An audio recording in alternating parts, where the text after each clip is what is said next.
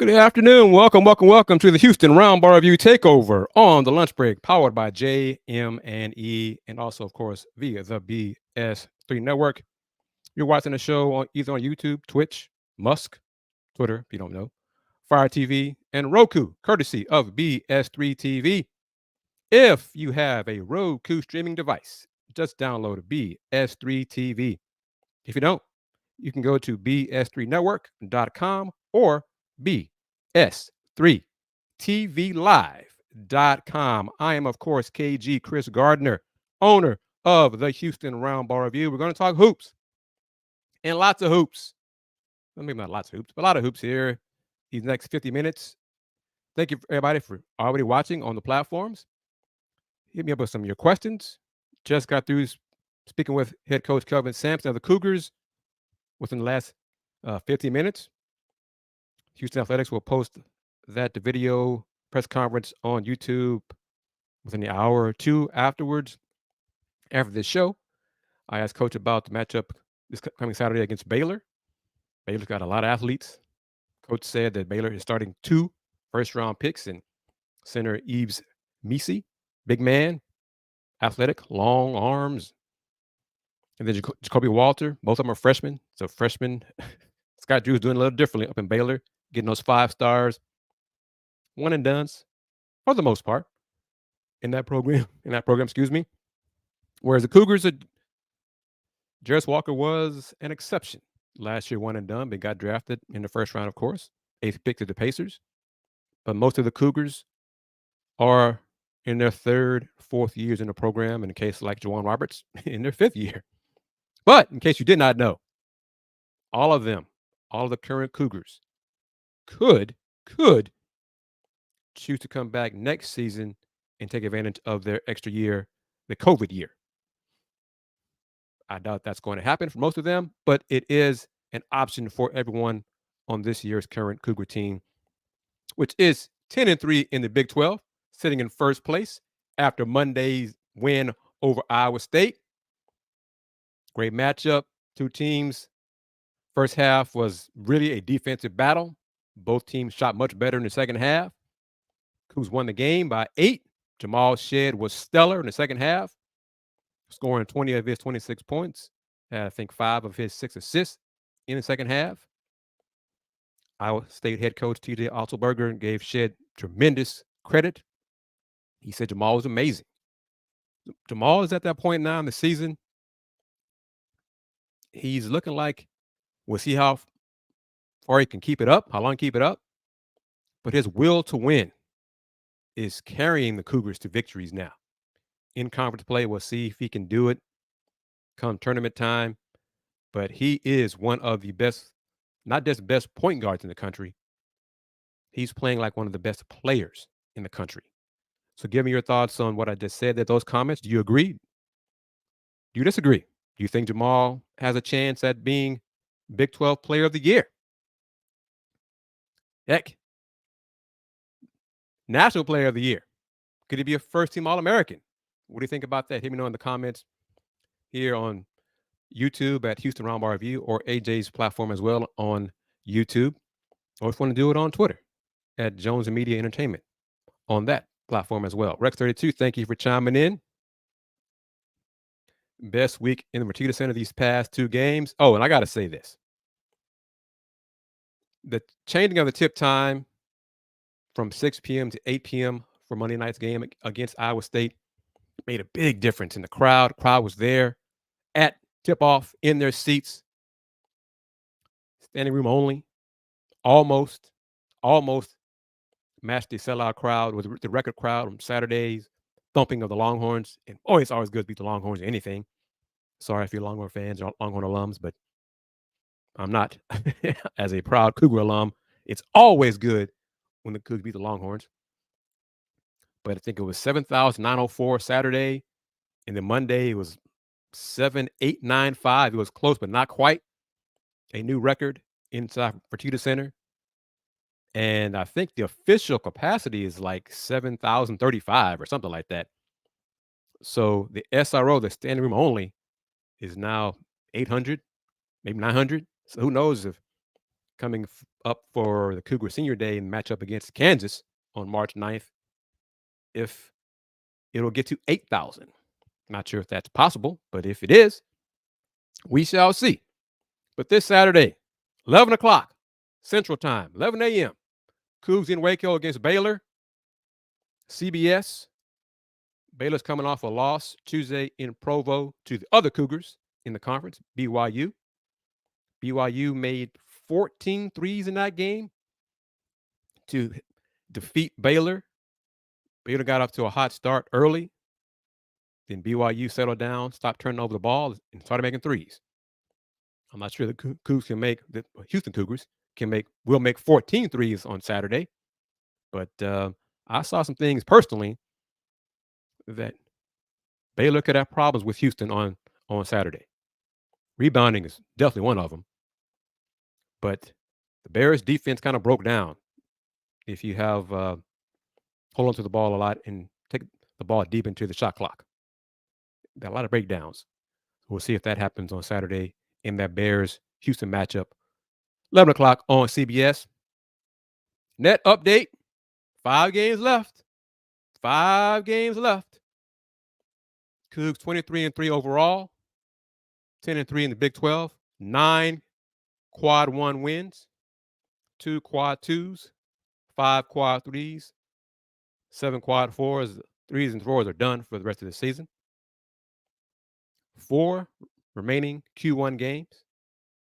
Baylor this Saturday. Baylor Bears are fit 14 in the net. Cincinnati off a loss at home to Oklahoma State. Cowboys starting to turn things around. Like the freshmen are finally clicking for them. They won like 3 of the last 4 games, but a big road win for Oklahoma State over Cincinnati, and that's a bad loss for the Bearcats in their hopes of being one of those at-large bids for the postseason in the NCAA tournament. They dropped from 35 to 45 in net after that loss. Oklahoma March 2nd in Norman at a 40. UCF is kind of struggling now as conference play has extended. There's still a Q1 if the Cougs win in Orlando. 72 in the net. For a while, the UCF was in the 60s. They're now 72. The cutoff is like 75 to still be a Q1. And then, of course, last but not least, Senior Day, 3 o'clock in the afternoon, March 9th, Houston versus Kansas. I think Coug fans are looking forward to that one. The players are as well, and we'll see if Kansas can shoot 70% from the floor like they did in the first matchup. They can, but they won't. I'm saying that right now. But if you're new to it, there's a breakdown of the net quadrants, the quad 1, quad 2, quad 3, quad 4, what it means. It's for based on your opponent, who you play, who your opponent plays, where the game takes place, and really, I think also how well you look in that game based on really some committee folks' margin of victory. They say it's not part of the equation. I think it is, but who knows? But quad 1, home, your opponent is 1 through 30. Neutral site, 1 to 50. Road, 1 to 75. Quad 2, 31 to 75. Neutral site, 51 to 100. Road, 76 to 135. Quad 3, home, 76 to 160. Neutral site, 101 to 200. Road, 136 to 240.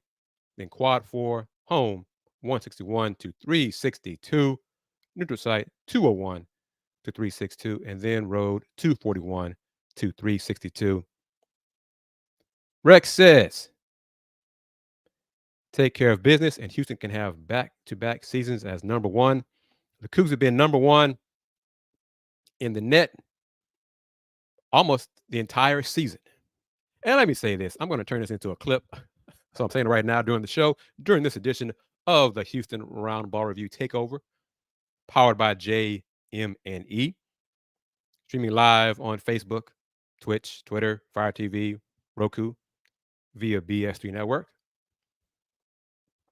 Fans, alums, but most importantly, the fans. Rex, Cougar fans, college basketball fans.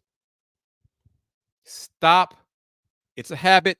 And it's been a long habit. I understand that. It's going to take a while. But stop putting so much weight into where your team is ranked in the AP and or coaches poll. I can't tell my colleagues what to do about social media platforms and where the Cougars are ranked.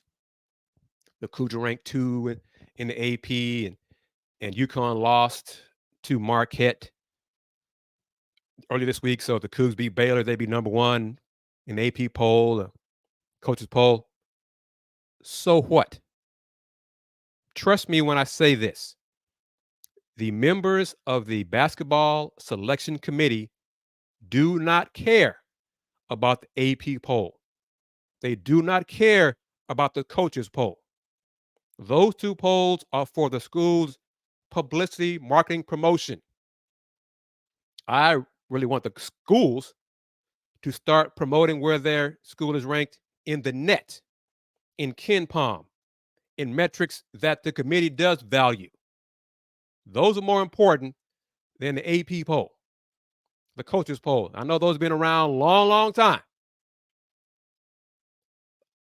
I pay no attention, well, not none, but hardly any attention to the AP poll and the coaches poll. Like I said, the Cougs are ranked number 1 in the net and been there all season. They've been 2, 3, 4, 5 in the AP poll. So they're a number 1 seed for the bracket preview. If they keep winning, they'll be one of the 4 number 1 seeds for the tournament, for the NCAA tournament. That has nothing to do with where they're ranked in the AP poll and the coaches poll. 0.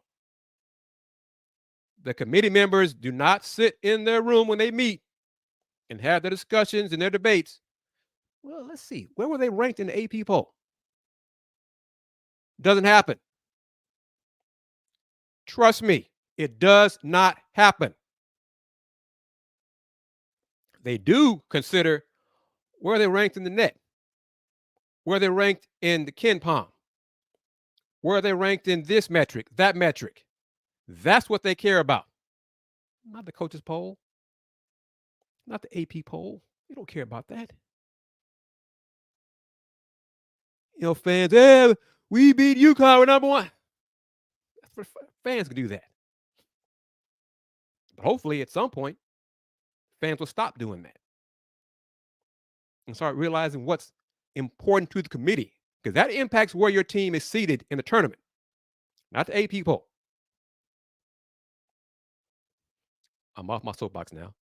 But yes, that's my thought as an old man, weeks away from turning 52. So if you feel like I'm an old guy, Chris, like that old man getting off my lawn, kids, yep, so be it. But that's what I think now. Stop focusing on the AP poll and the coaches poll. Oh, it's obsolete. It has no bearing on the seeding and bracketing in the postseason. Same on the women's side as well. It does not matter. This is what matters. Look at this. These are the net rankings, and net stands for NCAA evaluation tool. It is one of the tools that the committee members use to select the at-large teams for the NCAA tournament. As I said a few times so far in this show, Houston is number 1 in the net, been that way for most of this season. They were number 1 in the net after losing at Kansas. Didn't change. They're still number 1 in the net. Iowa State, I think, was 8 before Monday's game against Houston. They're still 8 because it was a road game for Iowa State. They're facing another Q1 opponent. BYU, 11. Baylor, 14. Kansas, 17. 28. Texas Tech. TCU, 37. Texas, 39. And I know Coach Rodney Terry took a lot of flack and still taking some flack from his comments after the loss to Saturday about recruiting more physical players to compete with Houston. Well, they bounced back Monday and beat K-State. So they're okay. Oklahoma 40. Cincinnati 45. Bad loss, Oklahoma State. Bad loss, Oklahoma State. UCF 72. K-State 77. Oklahoma State 114. Moving up. Improving. They're around 150 or so for a while this season. They're now 114. West Virginia 149. All 14 teams ranked in the top 149. But what may surprise people, check this out. Women's basketball. Houston Cougars women's team also hosted Iowa State Wednesday night. Different result, unfortunately, for the Cougars, Coach Huey and the Cougars. Cougs lost 76-64 to Iowa State. Iowa State has like 5 freshmen on their team. One of them, young lady named Audi Crooks, A-U-D-I, Crooks, freshman. If you follow women's hoops for a while, she's got the frame like Courtney Paris. She's a big young lady. And she does work on the block. 25 points last night for Audi Crooks, one of the best freshmen in the country. So she can wreak havoc for the next few years in college basketball. But look at where all 14 Big 12 women's teams are ranked, including Houston after losing last night to Iowa State. All of them are in the top 100. All of them. Men's side, Oklahoma State and West Virginia, 114, 149.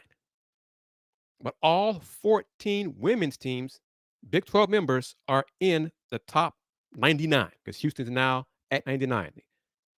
Cougs got their first road win in Big 12 play a few days ago on Saturday, defeating Oklahoma State. That helped them go from 103 to 98. And I think losing last night to now 99.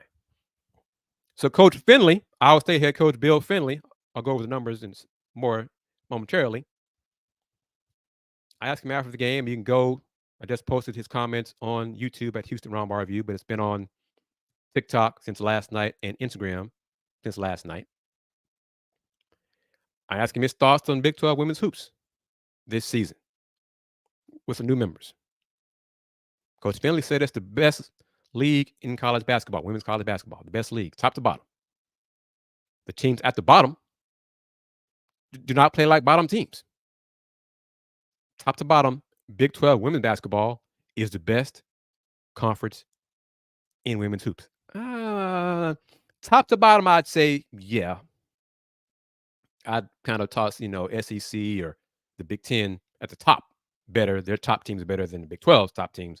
But 1 through 14, Big 12 women's hoops, the numbers, look at the numbers. The numbers say, yeah, all 14 teams, all 14 of them are ranked in the top 99. All of them. Tony M., salute to you. Thank you for chiming in. We're going to talk Rockets momentarily. And Tari Eason and that lengthy lower leg injury he's had for weeks, months. But Big 12 women's basketball is better than some folks think. Women's side, and the numbers kind of say it as well, in bracketology, 9 Big 12 men's teams have been projected to be in the tournament. Only 6 women's teams are projected to be in the tournament. But the numbers, at least the net numbers, say maybe it should be more than that. Maybe it should be 7.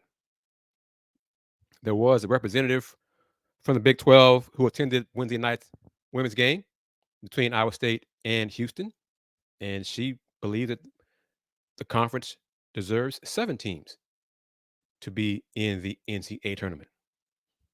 Time will tell. But what are your thoughts on that? All 14 Big 12 women's teams are ranked in the top 100, starting with Coach Vic Schaefer's Texas Longhorns at number 4. He has one of the best freshmen in the country, point guard. Well, now point guard because of injury. Miss Madison Booker. Iowa State 14. They got their best player back, center Ioka Lee. She put in work last night in their overtime win over West Virginia. Baylor 19. All Baylor's 6 losses have come in Big 12 play. West Virginia 20. Oklahoma 27. Oklahoma's in first place. 13-2. And this is after their last game in non-conference. They lost to Southern. But now sitting in first place, 1 game ahead of Texas. Iowa State, who beat the Cougars last night, Wednesday night, ranked 40th. Kansas ranked 43rd. TCU 46, starting to get healthy again. They were without 3 of their starters for like 5 weeks. One of them, Madison Connor, came back the last 2 games, and they won 2 in a row with her back in lineup. Oklahoma State, 55. Texas Tech battled Texas last night, only lost by 5 in Austin. They're at 68. BYU, Lauren Gustin. BYU's played 28 games, if that's right, 28 games, and she's had a double-double in like 25 of them. Amazing. She's going to be an All-American. UCF, 83. Cincinnati, 95. And Houston, 99. Women's basketball. However, Tony M., you know how I feel, Tony M. Rex, I think you know how I feel about Coach Huey at Houston, leading the charge. 10 seasons, Tony. 10 seasons, women's basketball for Houston Cougars under Coach Huey. And still not one trip to the NCAA tournament. And barring some miracle this year, they're not going to the tournament.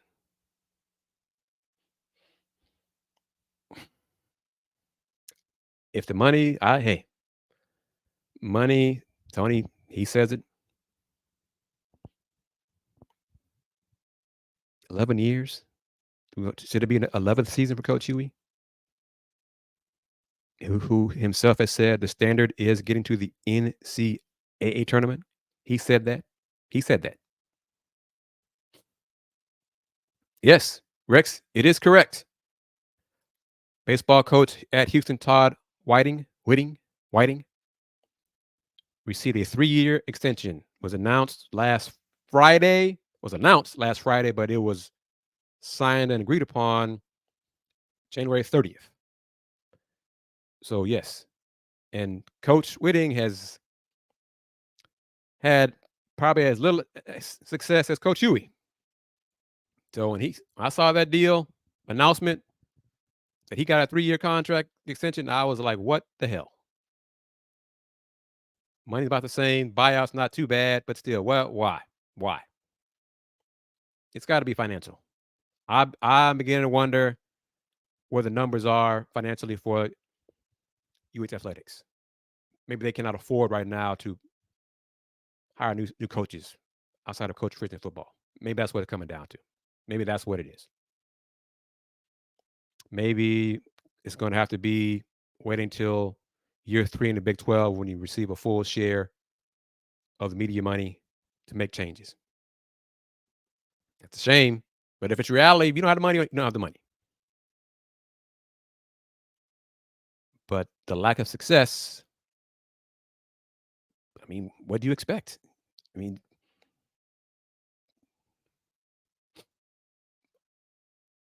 and it is accurate. All of the coaches are in good graces with Pez, except for that football guy who's no longer here. But unfortunately, because of getting rid of that former guy, they're still paying him off. It had to be done. No one is saying that. It had to be done. That former football coach had to go. Fans lost hope in that football guy. They were no longer going to spend money to see that football guy in charge. But basically, now you're paying that football guy, former guy and his staff, plus the new staff. So maybe that's what it is. Maybe that's why baseball hasn't made a change, and women's hoops may not make a change, even though I think it's past time to do so. But I don't know. Let's see. Will knows, my man Will knows asked on YouTube the difference between what they receive from the AAC versus the amount. I want to say AAC was maybe 8 million per year, and now Big 12 first year 19, 20, something like that for this year, and the same in year 2 in the Big 12. And then year 3 will be, what is it, 40, 42, 44, something like that. So it's definitely more than they got from the AAC. Hey, I agree it's enough. They're not doing it, or they're dragging their feet. It's personal for some. They like the coaches. I don't know. This is business to me. It's business, especially if you say and have said you want to compete for championships. Well, maintaining the status quo of head coaches who have not won championships is not going to get you championships in the tougher conference. So there we go with that. I don't know what to say about it. We'll see how it all plays out. But I want to talk about this. I'm just going to mention the score. I'm going to post the score. Wednesday night, Rice Owls men's hoops had played their best game of the season and rolled UAB in Birmingham, 94-71. UAB's record, I think, at the time was 9-3 in the conference. Rice was 3-9. Rice is now 4-9 after thumping UAB in Birmingham, inside, I believe it's still Bartow Arena, 94-71. Rice shot 60% on the road to beat UAB. And they trailed early in the game, maybe like 10-2, something like that. The Owls, well, there's 3 Owls teams in the American Conference. The Rice Owls went on like a 23-1 run, something like that in the first half. UAB did not make a field goal for 9 minutes. Rice improves to 4-9 in the conference. And I'm pretty sure, ironically, all 4 of those conference wins have come on the road. At UAB, at Temple, at Memphis. I don't remember the 4th one, but I'm pretty sure it was on the road as well. It wasn't. Then I won a conference game at home yet. Well, I got a chance to do it this Saturday. Host ECU inside Tudor Fieldhouse, 1 o'clock, ESPN Plus. And then another shot to get their first home conference win next Wednesday against Temple to sweep those Owls. But yes, UAB, who is known for its offense, did not score a field goal for 9 minutes Wednesday in Rice's 94-71 victory. Head coach Scott Paris said, comment from him after the game, I knew and I believed that we were capable of a performance like this season. We just had not put 2 halves together. Well, they sure put it together last night. We'll see if they can carry it forward Saturday against ECU and then Wednesday against Temple and get out of that bottom four, 11 through 14 seeds and not play on day one in the American Athletic Conference Championship.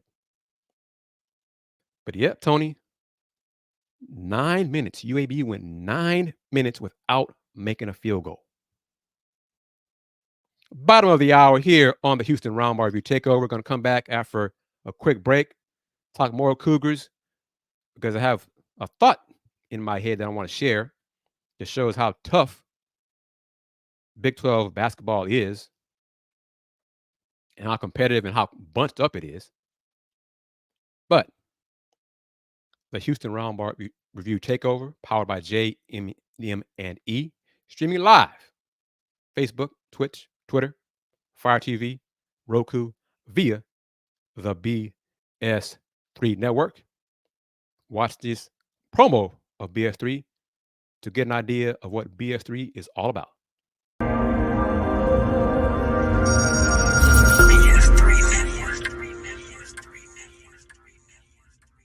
BS3 Network, changing the way you watch TV.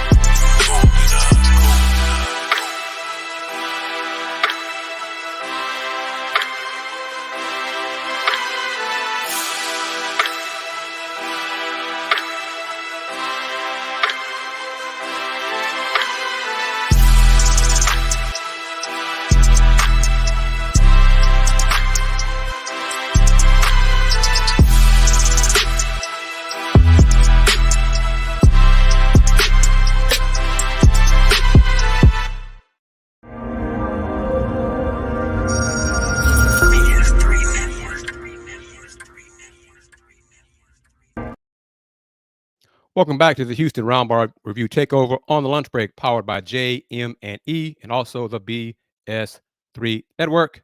It's Throwback Thursday, but now, more and more, it's known as the Houston Roundball Review Takeover. I am, of course, KG Chris Gardner, owner of the Houston Roundball Review. If you have a Roku streaming device, just download BS3 TV. If you don't, shame on you. But if you don't, just go to BS3network.com or BS3TVLive.com. Back at it, talking some Coug basketball, some Rice Owls basketball, some H-Town hoops. That's what I do. What the Roundball Review does. 5 games left for the Cougs in Big 12 play. They're 1 game up over Iowa State. Those two teams split their head-to-head matchups the regular season. Look at this. 5 games left. Cougs at Baylor this Saturday morning, 11 o'clock on CBS, 11 a.m. Central. Coach Sampson said during his press conference earlier today that, Baylor's good enough to beat Houston. The Cougs are 1 game ahead of Iowa State, 2 games ahead of Baylor, 3 games ahead of BYU, TCU. 3 games separate 7 teams. 2 games separate 5 teams. I say all that. The top 4 teams, top 4 seeds in the Big 12, men's side and women's side. The top 4 receive basically 2 byes. They don't play. The first day of the tournament, the Big 12 conference tournament, is for seeds 11 through 14. Obviously, the Cougs not going to be in that, so not playing day 1. But day 2, seed number 5 plays. 5, 6, 7, and 8 seeds play on day 2. They play winners. 2 winners played winners of the first day of day 1. So if you are a top 4 seed, you get an extra day of rest, an extra day of prep. Whereas if you're the 5th seed, you don't. That could be a big deal. Instead of having to play 4 straight games in the tournament to win the Big 12, you don't have to play 3. Quarterfinal, semifinal, championship. So the Cougs, they're sitting in first place right now, but they have not clinched a top 4 seed yet. And I think my math is right.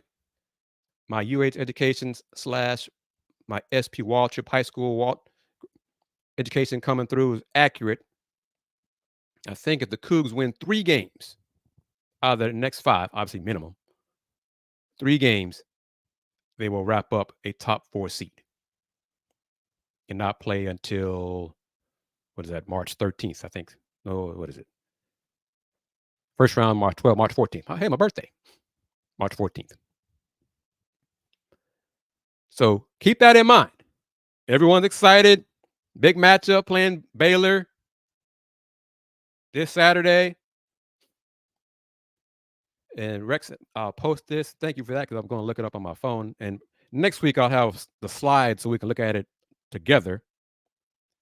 But Selection Sunday, and this year, well, now for men and women, will be March 17th, Sunday, March 17th.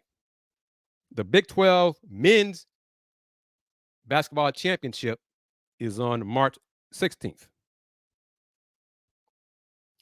5 o'clock Central. 5 o'clock Central.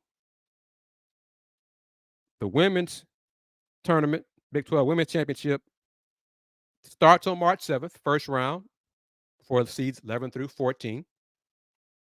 Second round, Friday, March 8th. Quarterfinals, Saturday, March 9th. Then take a day off on Sunday, March 10th. And then have the semifinals on March 11th. And then the championship game on March 12th. That's women. So the men. Exactly.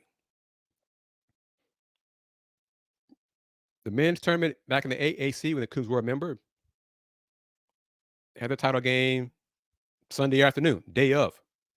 So Selection Sunday. And was one of, I think them, maybe the Big Ten, maybe one other conference, had the championship game pretty much leading right up to the selection show. The game would end 30 to 45 minutes before the selection show. So if you were the champ, you celebrate, do your confetti, all that kind of stuff, photos, and then pretty much go right into sitting in the room waiting to find out where you're going to be seated in the tournament. But for Big 12 championship, Saturday evening. So after that, if I'm not saying they will, because I mean, heck, it's the Big 12. If the Cougs make it to the championship game, men, on March 16th, I think they would come home Sunday morning rather than Saturday night. And then, regardless, there will be I won't say a viewing party, but I know the team will get together for the Selection Sunday show, and media will be there to find out, to film, record the reaction to where they're seated in the tournament and who they'll face in the first round, all that good stuff. So they'll be back in time for that. Maybe a watch party, viewing party, but stay tuned here for that. More info regarding that, and of course, I'll share once I find out. But we know the Cougs will be in the tournament. Just a question of where. Right now, they are projected as a 1 seed. In the South region, games take place for the regional semifinal and regional final in Dallas. So Rex, not sure if you're Houstonian, but Rex, you can drive to Dallas to watch the Cougars in person if they win their first two games, of course, to advance to the Sweet 16 for the, what would that be, the fifth straight year? If am I right on that? So if that holds, the Cougs would be in the South region. The only way, well, obviously they have to lose a lot of games down the stretch here. For them to not be in Dallas would be if they are the fourth number one seed and the three other number ones are closer to the other regional sites. And one of those is closer to Dallas. If that happens, then the Cougs will go out to Los Angeles. I think it's right at the fourth spot. So Rex looking ahead. Dallas road trip for sure. If they get there, yes. CA37. You saw Derek Queen choose Maryland. Yes, he made it official finally. I'm going to say this, and I'm Coach Sampson. When you watch today's media availability the coach had with us at 11:15, it ended right around 11:50 today. He did not mention, obviously he can't mention players, who are not signed and who have not committed to Houston. But he kind of hinted at some players who Houston stopped recruiting a while ago, but were still listed as the young man's final 3 or 4 choices. Derek Queen wasn't coming to Houston. Okay. I heard that in December. He wasn't coming to Houston. He was still listed. Houston was still listed as one of his schools as of this week. He wasn't coming to Houston. No, he was not coming to Houston. Barring some miracle, he was not coming to Houston. Maryland was the favorite for a while. And you can talk about NIL and all Maryland, Indiana were the top 2 choices really for Derek. He was not coming to Houston. Okay, trust me, he was not coming to Houston. That was a given for a while. And Coach Sampson said in an earlier media availability that they already have their big man of choice on the roster.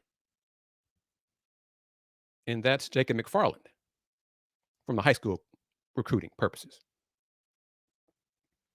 And Jacob and Derek are 2 body types, completely different players. Trust me. Jacob is slender, is slim, and Derek is a big fella. But Derek was not coming to Houston. Well, no, was not coming to Houston. And he did it. I'm not gonna say it. Y'all can think about it. Y'all are smart. Think about it. I'm not going to say what y'all already know. But part of what Rex says is accurate. These players do this to hype up their stock. And his inner circle, he was going to. He was not coming to Houston. It was great for the program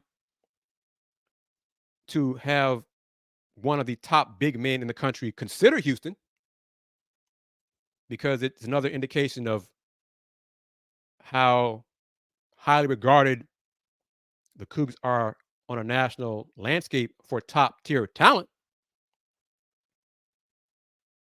But for a while, it was pretty clear he was not coming to Houston. He had a great visit here, all that kind of stuff. All that was great.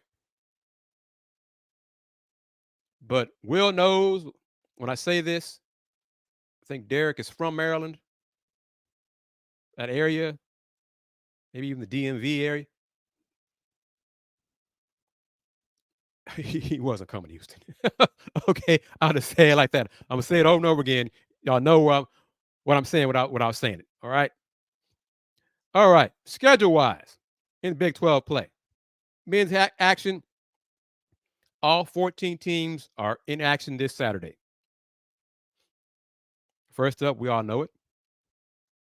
Houston at Baylor, 11 o'clock on CBS. Then West Virginia at Iowa State. Boy, it'd be nice if West Virginia pull off a big upset. I doubt it, though. But 1 o'clock on ESPN2. BYU, K-State. K-State needs to get back on the winning track. Home game in the Octagon of Doom. See if they can do it. 1 o'clock, Big 12, ESPN+. Another team that needs to get on the winning track, return, is Cincinnati. They're in Fort Worth. 2 o'clock, Big 12, now on ESPN+. Texas Tech in Orlando against UCF. UCF needs to get back on the winning track. 3 o'clock, Big 12, now on ESPN+. Bedlam, 3 o'clock on ESPN2. Last matchup of Bedlam, unless it's going to be in the Big 12 tournament next month. Sooners in Stillwater. The first matchup, was it 2 weeks ago? It's like a 5 to 8 point game. And Oklahoma State's playing better now. So who knows how that will turn out. Then last but not least on the docket, those folks who wear burnt orange, go to Allen Fieldhouse, 5 o'clock on ESPN. Should be a competitive matchup. The Jayhawks are different at home this year for sure than they are on the road. Women's basketball. 6 of the 7 games are this Saturday. Longhorns at UCF. Longhorns 12-3. UCF, newcomer.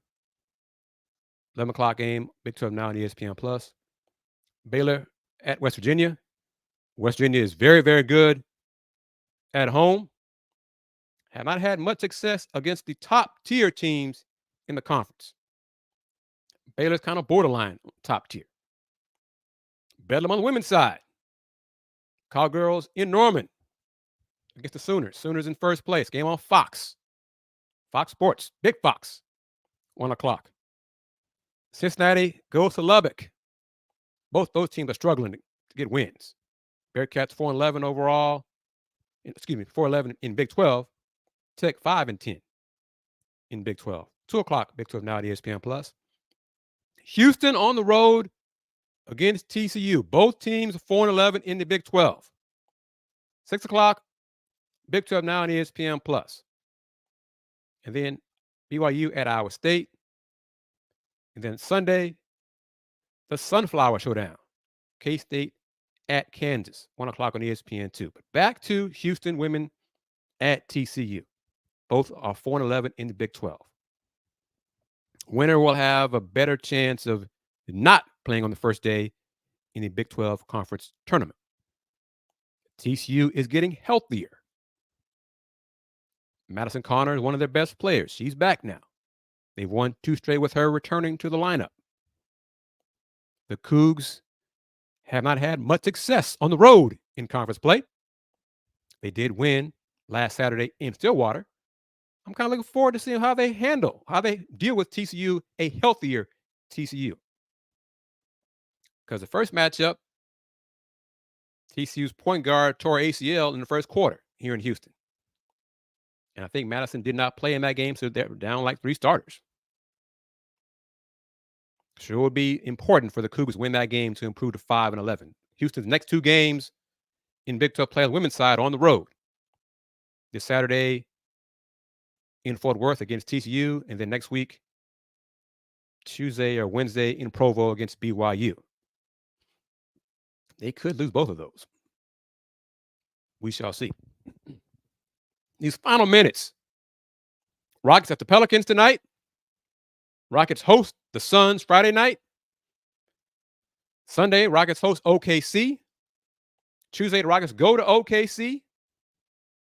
Then Thursday and Saturday next week, Rockets in Phoenix to play the Suns. See the Suns 3 times in the next 8 days. Rockets first 6 games. Rex says time for a playoff push. I'm going to say time for a play-in push. But these next 6 games for the Rockets, their play-in push, play-in/playoff push could be over. Could be. After these upcoming 6 games. Fred VanVleet's healthy. Will play tonight. Everybody's healthy except Tyrese and Reggie Bullock, but y'all care more about Tyrese than Reggie. Let's see. The 12:30 report. As of 11:30, Tari was still listed as out. As of 12:30, from the league office, let's see if anything's changed. I doubt it. I'm going to pull it up here. Nope, Tari is still listed as out, but Reggie Bullock is now questionable. So Tari, that left lower leg injury management is still the reason he's out. The Rockets haven't said anything more about the injury. It was a stress reaction back in October in that leg. It's now February. He hasn't played since what, January? Interesting question as he winds it down here. Do I think the NBA should push for a USA versus world? That's been discussed. We'll see. I kind of like John Hollinger's suggestion in Athletic. What about it earlier this week? Make it similar to what's done on Friday and just have 4 teams of 7, increase the rosters to 14, have 4 teams of 7, square off in a round robin and play to a set score, like 50 or whatever, first team to 50 wins, whatever, to make it more competitive, hopefully make it more competitive, something like that. But we'll see. I didn't watch any of this stuff this weekend. I enjoy my time off watching college basketball and doing nothing else. I didn't pay any attention to the NBA events. HCU. Ooh, boy. Women's Huskies ladies team, 1-12 in Southland Conference. Only top 8 go to the conference tournament, so their season's almost over. Literally, it's almost over like in a week. HCU men's team, 4-9 at Southland. Both teams in action at home inside Sharp Gym this Saturday versus Northwestern State. Prairie View on the road. PV men and women are both 5-8 in the SWAC. This Saturday, then Arkansas against Pine Bluff. And then Monday against Valley in Mississippi and in Itabena, Mississippi. And I think Mississippi Valley men's team has not won a game this season. I think they are over. Women's team may have 1 win or 2. But Mississippi Valley athletics, the school is just so underfunded. It's a shame what's been a lot happening with that institution. Rice, again, men are in action this Saturday, hosting East Carolina, 1 o'clock. And then Temple next week. Rice women coming off 2 road losses, host Temple on Sunday afternoon, 2 o'clock, ESPN Plus. Temple, I think Temple is like 10-5 or something like that. So that's an important matchup because similar to the Big 12, those top 4 seeds don't play until the quarterfinal. Then TSU, Coach Johnny Jones, TSU. Tigers win over Southern on Monday. Was Coach Jones' 100th win at TSU. So kudos to him. Tigers, men and women, are in Itabena, Mississippi this Saturday against Valley, and then in Arkansas on Monday against Pine Bluff. So kudos to Coach Jones for getting his 100th win at TSU. Men's team 8-5 in the SWAC. It's almost time for the SWAC tournament in Birmingham. And based on recent success and his nickname, Tournament Johnny, I would not bet against TSU men to win the SWAC tournament again and advance and return to the NCAA tournament. We'll talk about that more, of course, in upcoming editions of the Houston Roundball Review Takeover. To Rex, Tony M, CA37, everybody, thank you as always for taking time out of your lunch break here on Throwback Thursday of the Lunch Break, which is now known as the Houston Roundball Review Takeover. Thank you for watching on YouTube, Facebook, Musk, Fire TV, Twitch, and of course, Roku via BS3 Network. Get you a Houston Roundball Review mug if you're watching on the Roundball Review on YouTube, so you can enjoy your favorite beverage like I do. Cheers. Click on that shop button. Subscribe to the Houston Roundball Review on YouTube. Spread the word about the show, the content, the channel, everything here. As always, thank you for your time. Appreciate it, everyone. Have a great day. And always remember, the Houston Roundball Review, since 1994. Local name, global perspective. Take care.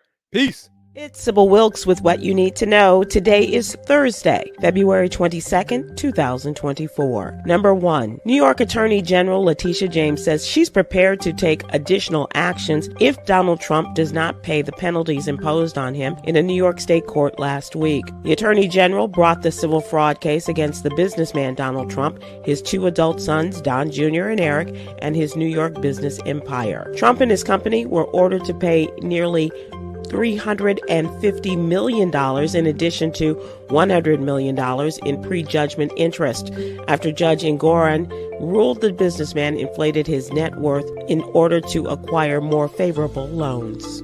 Number 2. A bipartisan group of lawmakers has reintroduced a bill aimed at addressing the often overlooked challenges faced by Black women and girls in the United States. The bill, titled the Protect Black Women and Girls Act, seeks to establish a task force dedicated to examining the conditions and experiences unique to this demographic. The urgency of this legislation is underscored by stark disparities across various domains, including healthcare, education, and criminal justice. Statistics reveal alarming trends. Black women are 3 times more likely to die from pregnancy-related complications than white women, and a troubling 60% of Black girls experience sexual assault before reaching the age of 18. Number 3, most everyone experiences allergy symptoms of some form or another, from common dust mites to animal dander to shellfish. While it's unknown why, the African American population is more likely to have allergies, be diagnosed with more than one, and have more severe symptoms. Allergic sensitization is the first step in developing an allergy. This allergy often begins before birth, as you are exposed to things your mother eats or is absorbed through various things within her environment. Read more about it in today's newsletter. That's Black Health Matters. Number 4, during Super Bowl 58, Beyonce announced her upcoming album release for Renaissance Act 2, including 2 country songs, Texas Hold'em, and 16 Carriages. It was on February 13th, a Beyonce fan named Justin went on social media stating that he tried to request Texas Hold'em on his local radio station in Oklahoma, but the station said not yet to the song. Members of the Beehive sprang into action by complaining about the incident on social media, while others called and emailed the station to rectify the mistake. Later that day, KYKC posted on social media that they plan to play Texas Hold'em after receiving many calls.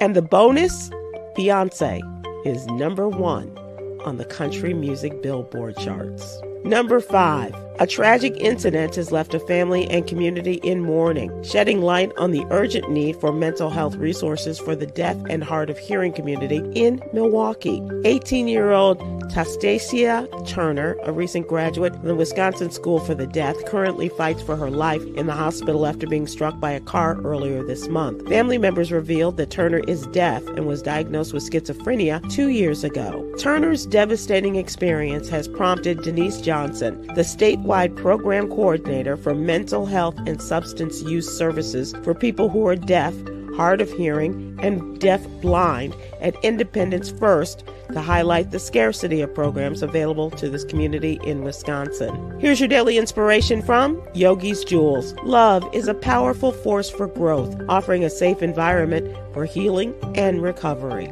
Join me today, live on YouTube and Facebook at 7 p.m. Eastern, 6 p.m. Central, with our mental health and wellness contributor, Aprilette Russell, as we discuss today's top headlines and more. And here's your little known Black history fact as we continue our salute to Black history. Unita Blackwell was the first Black woman elected mayor in the state of Mississippi, this after working across the state as a member of the civil rights movement. Ms. Blackwell was born March 8, 1933, in the town of Lula to sharecropping parents. With opportunities limited in the state, Blackwell began her education in Arkansas while also working in the field. Blackwell was aligned with the Student Nonviolent Coordinating Committee, or SNCC, and was elected a member of the Mississippi Freedom Democratic Party. Ms. Blackwell was also involved with the Freedom Summer Movement and worked with the National Council of Negro Women. Thank you to our What You Need to Know partners, the American Heart Association and Black Health Matters. I'm Sybil Wilkes. Be informed, be